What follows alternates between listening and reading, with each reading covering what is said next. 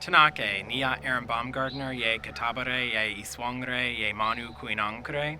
Hello, my name is Aaron Baumgartner. I'm Catawba, a person of our great river, and at the Nation I serve as the Director of Natural Resources. Here we're collaborating with many different partners throughout federal and state agencies to restore Rivercane on the reservation, which isn't just for ecological purposes, but also cultural purposes. Rivercane in the past was a resource that was so abundant that early explorers had to navigate days around expansive cane breaks. And because of colonization, particularly with agriculture and urbanization, over 98% of Rivercane habitat has been lost. We're here today to do a small part in that restoration to bring back those cane breaks to the reservation to not only serve as an ecological service that provides a bunch of different ecosystem services, but also as a cultural resource, and importantly, restoring the relationship between the Rivercane and our people. So one of our goals and one of our projects is to reestablish giant Rivercane here on Catawba Nation. So I've been working for the past 3 years on just hopefully trying to figure out a way to reestablish giant Rivercane here for Catawba Nation along the Catawba River. So as we said before, giant Rivercane is an environmental, ecological, and a cultural resource. So we really want to try and recover these populations as much as possible. And it's interesting to note the giant Rivercane is an amazing plant. I mean, just like bamboo, it is a native bamboo. In right situations, it can actually be a little invasive. But it's because of those characteristics that make it easy to transplant in certain ways. Now, this is not like any other plant. You can't just go out and harvest Rivercane seeds and sow them in the ground. We have to actually harvest portions of the plant and transplant them in the ground, but we can't do this anytime. There's a very short window that we have to work through, and that short window is usually in the dormant period, probably around January through, in our area in South Carolina, around early April. So today what we're trying to do is we're trying to transplant what I like to officially call chunk and plunk. It's basically harvesting chunks of Rivercane culms. Culms are the upright stems, and the rhizomes most people think are roots, but a rhizome is actually an underground stem that gives rise to our culms. So our goal today is to harvest rhizomes and culms, basically chunks of Rivercane as intact as we can get it. So this time of year we can harvest those things, bring them here, prepare the ground, and we'll talk about that a little bit in a minute, but prepare that ground and put them down, put soil around and tamp them, and then the Rivercane will do what Rivercane does best. Those rhizomes will start pushing through the soil and hopefully will establish itself, and now we've got a new chunk of Rivercane put in place. Our goal here now is to establish basically a Rivercane buffer along the river. So today we started out with about 6 chunks. Mother Nature has provided lots of rain, but she didn't provide it when we needed it. She provided it right before. So we had a little bit of struggle because the equipment we've got to use in order to scoop this Rivercane up is like a backhoe, a skid steer, and also a small little walk-behind tractor that prepares the ground. Remember, we're not working in places that are easily accessible. We're working in areas that are hard to get to, so we have to kind of modify our equipment to be able to work in these remote areas. As you see behind me, we're on the Catawba River, and we're literally putting chunks of Rivercane probably within 30, 40 yards of the river. That's where Rivercane likes to be. Rivercane doesn't like to have its feet wet a lot, but it can handle some flooding, which makes it fantastic for being able to help with pollution and chemical pollution and being able to pull that out of the water itself. Giant Rivercane is a fantastic plant, especially for pollution along rivers, waterways, things like that. It's been shown actually Rivercane can pull out about 80 to 85% of nitrogen and phosphorus runoff from like agricultural situations. So we've got a wonderful collaborative partner with York County. They have some patches of Rivercane that grow right along the river, but it's in a power line right of way. So instead of mowing it down, they're allowing us to come in and harvest these large chunks, and we're placing them really within about 30 to 40 yards of the river itself, the Catawba River right behind us, and we're trying to actually create an entire buffer with this Rivercane. What a great partner to have in York County to allow us to do that. So that's what we set up here today to do, and we harvested roughly 6 large chunks of Rivercane and have prepared the ground to put the Rivercane in the ground, and hopefully it will survive through the spring and flourish throughout the summer. Now, today what we did, we came in a couple days ago, we basically disked and tilled up the ground, removed roots and loosened the soil a little bit. Unfortunately, here we have a pretty high clay content in our soil. And even though it is clay, Rivercane, actually those rhizomes get a very hard point, like a spear, and it can push through that ground. But we want to provide Rivercane with the best opportunity it has to grow. So we loosen that soil up, we disc it up really good, and basically create a swath in the soil, excavate that dirt out, and then like-sized chunks of Rivercane plop down in that hole. Then we backfill with that soil, tamp it down, and then let Rivercane do what it does.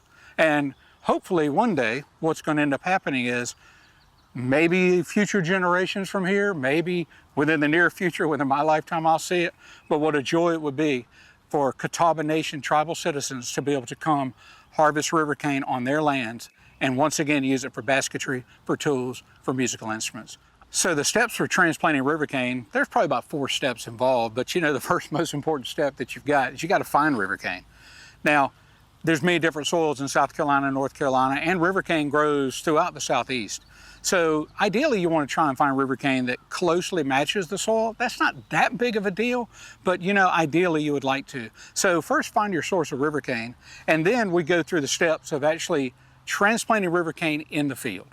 Now that can be a little labor intensive. So again, we have to make sure we got the right equipment. We got to make sure we've got the folks put in place and staged and ready to go.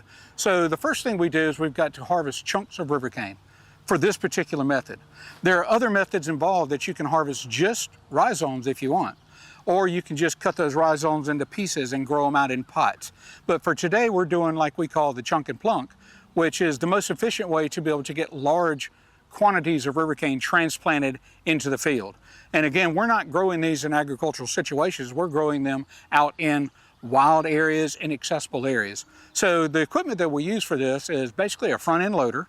You can also use a skid steer, but then we also have to prep the ground. So step 1, we find our Rivercane. Step 2, we've got to prepare the ground. So to prepare the ground, we've got heavy clay soils here. So we use a BCS tractor. Now, if you're not familiar with that, it's an Italian-made walk-behind 2-wheel tractor, and it's a very powerful piece of equipment. It has a tiller and other different types of attachments, but we're using what's called a rotary plow because it can go deep, bust up that clay, bust up those roots, and allow us to be able to create a nice loose bed to transplant this Rivercane. So we'll go in with the rotary plow, we'll basically bust up the ground really nicely, and then we'll come along and we'll push that dirt out of the way to create basically a trench.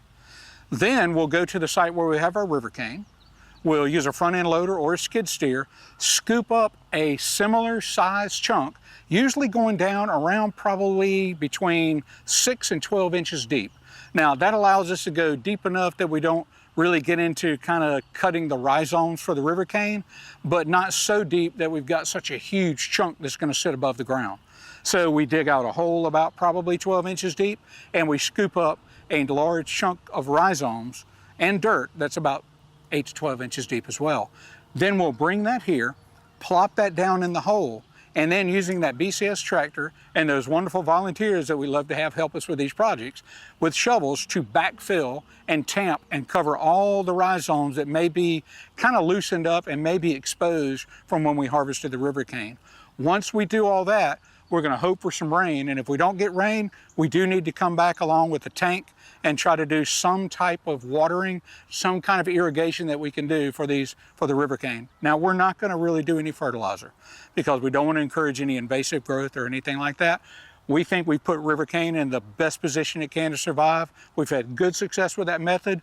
So 4 steps are all we need, and if you can do that, then you just need to monitor after that. So many times when you come to an area like this along the Catawba River, you look around, you see just a mass of green. Many people just see a big wall of green, but mixed in with all that green are native and non-native species. So how do you even start to deal with identifying and also being able to eradicate those species that compete with the natives? And so that's what we do. We do it seasonally.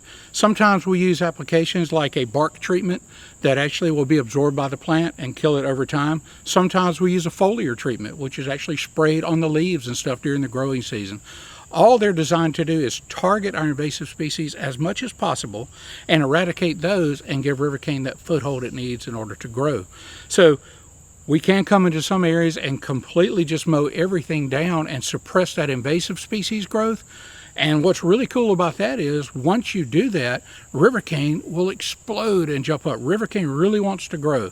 So the idea behind our invasive species program is to really provide an opportunity to give Rivercane the advantage. So when you see an opening, we want to see Rivercane coming up through that opening. We don't want to see privet. We don't want to see honeysuckle or any of these other invasive species. And around us, really the biggest invasive species we have are going to be Chinese privet. And Chinese privet does numerous things. One, it grows up incredibly tall and it can shade out Rivercane. The other thing is the sheer amount of Chinese privet from the seeds that drop. If you look at a Chinese privet plant, you're going to see thousands of flowers and thousands of berries that all have thousands of seeds, and they all fall to the ground and they can stay there 2 to 7 years. And so we always are constantly dealing with a new generation of privet.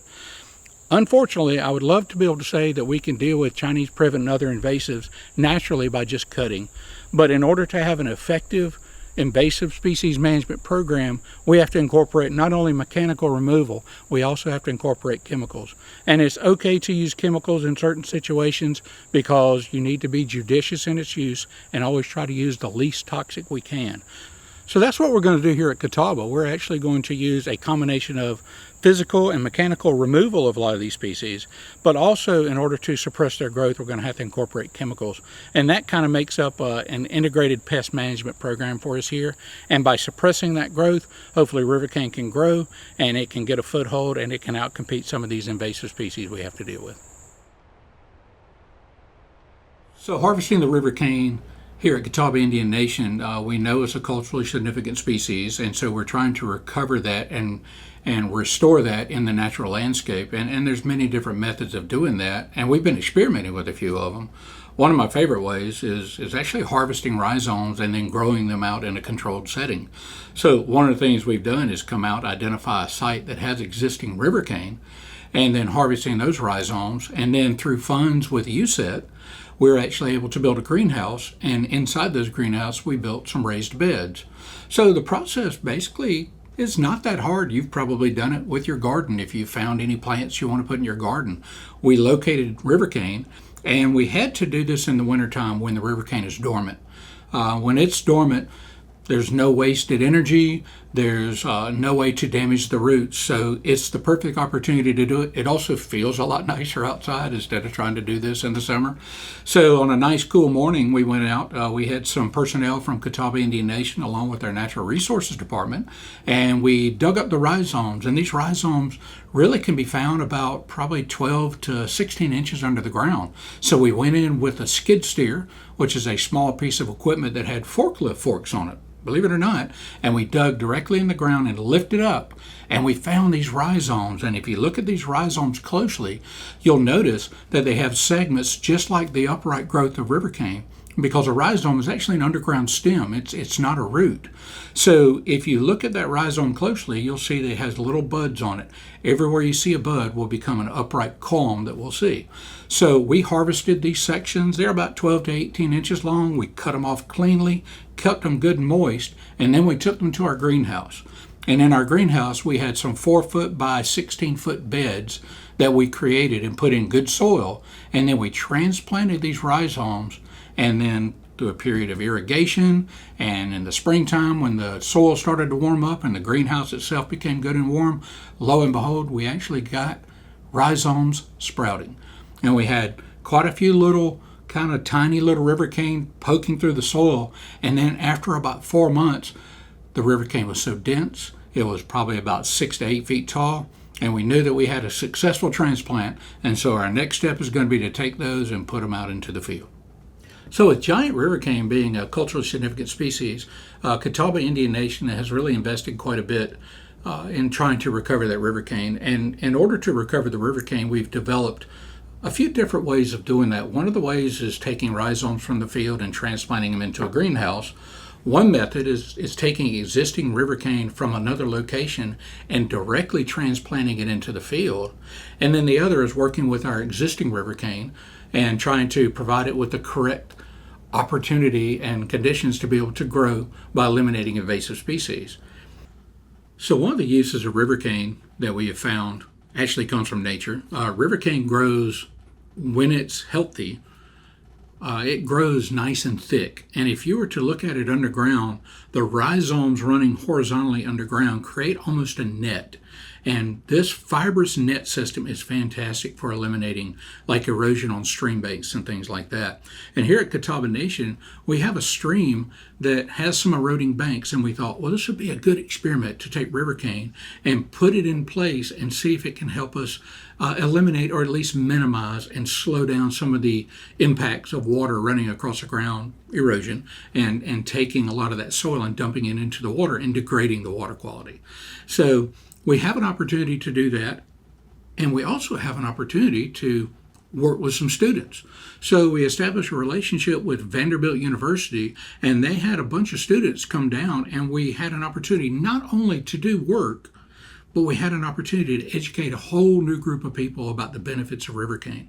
And it turned out to be a fantastic opportunity. They were eager to work. What a great group of students, very engaged and excited about the opportunity. So we talked about Rivercane, how it grows, why it's so culturally significant to Catawba Nation and other southeastern tribes. And then we went to work. So we went in, and before they came, we prepared the ground. You could see the area. There were exposed roots. There was a whole bunch of bare areas and stuff. We went in and actually cordoned off the area that we were going to work in. We used a piece of equipment called a BCS tractor, which is like a beefed up version of a walk-behind tiller. And we loosened up the ground that had been compacted from all the erosion. And we prepared it to receive rhizomes. And we have a site here on Catawba Nation, similar to the site where we had taken some of the rhizomes for to transplant into our greenhouse. We had transplanted rhizomes from that site into raised beds outside years before, and now they're mature and they're ready to be moved out.